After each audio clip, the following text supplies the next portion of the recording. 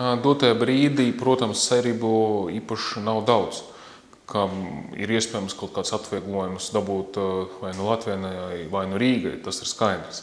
Bet īslaicīgajā perspektīvā svarīgākais ir sasniegt to un panākt to, ka tas vietas, tirdzniecības vietas, kas ir Maskavas supermarketos, lai tas vietas paliktu vēl uz kādu laiku, ka tieši Rīgas tie pagalmi.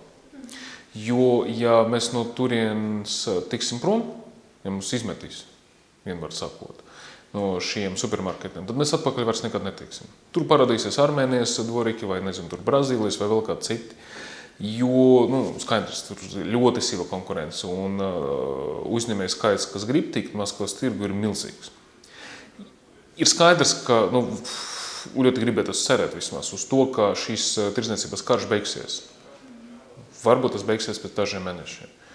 Un ja tas karš turpināsies tikai dažus mēnešus, mums ir ļoti svarīgi noturēties, lai pēc tam varētu atjaunot visus apjomus.